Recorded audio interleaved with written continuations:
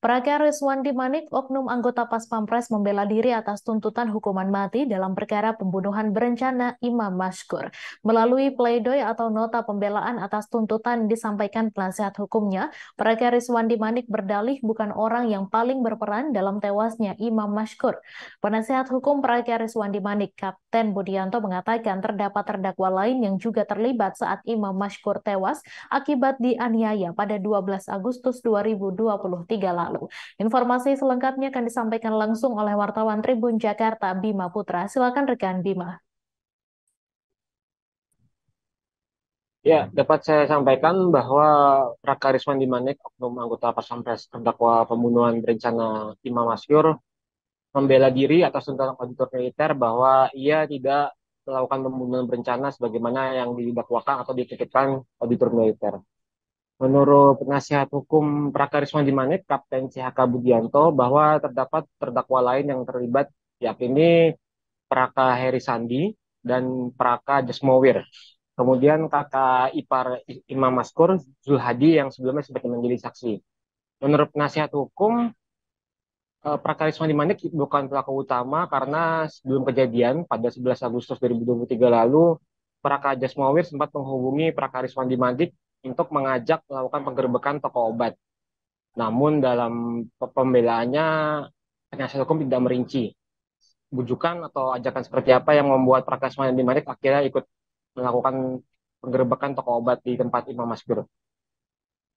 Meskipun tidak dirinci, namun berdasarkan dakwaan dan tuntutan auditor militer bahwa sebelumnya Praka Rizwandi Manik sudah 12 kali, sudah 14 kali maksudnya maaf, 14 kali melakukan penggerbekan toko obat.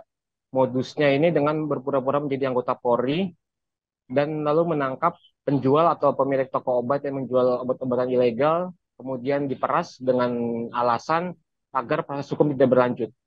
Praka Rizwandi Manik, Praka Heri Sandi, dan Praka Jasmowir meminta uang tebusan kepada korban mereka atau pedagang toko obat ilegal yang mereka culik sebesar belasan juta hingga puluhan juta rupiah agar korban dapat dibebaskan. Hal ini yang dilakukan juga kepada korban Imam Mashkur pada 12 Agustus 2023 lalu. Namun dalam pledoinya penasihat hukum tidak menyebutkan bahwa motif Praka Rizwandi Manik menculik Imam Mashkur adalah untuk motif ekonomi atau pemerasan. Penasihat hukum justru beralasan bahwa Imam Mashkur menjual obat-obatan terlarang yang dapat merusak generasi bangsa dan sehingga Praka Rizwandi Manik dan dua terdakwa lainnya sudah menyelamatkan generasi bangsa. Dalam pleidoinya, penasihat hukum juga mengklaim bahwa tuntutan auditor militer yakini bahwa Praka Rizwandi Manik melakukan pembunuhan berencana sebagaimana pasal 340 KUHP, junto pasal 55 ayat 1, dan dakwaan kedua pasal 328 tentang penculikan junto 55 ayat 1 tidak terbukti. Menurut penasihat hukum bahwa tuntutan auditor militer dibuat berdasarkan subjektivitas semata dan berlebihan. Atas dasar tersebut, mereka meminta Majelis Hakim Pengadilan Militer 0208 Jakarta untuk menolak tuntutan hukuman mati dan pemecatan dinas yang diajukan auditor militer.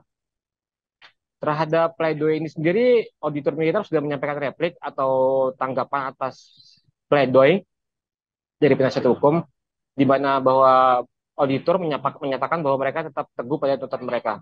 Dan untuk majelis hakim menyatakan bahwa sidang putusan perkara pembunuhan Imam Mashkur akan digelar pada Senin pekan depan. Demikian yang bisa saya laporkan. Baik, terima kasih rekan Bima Putra atas laporan Anda. Selamat bertugas kembali. Download Tribun X sekarang. Menghadirkan lokal menjadi Indonesia.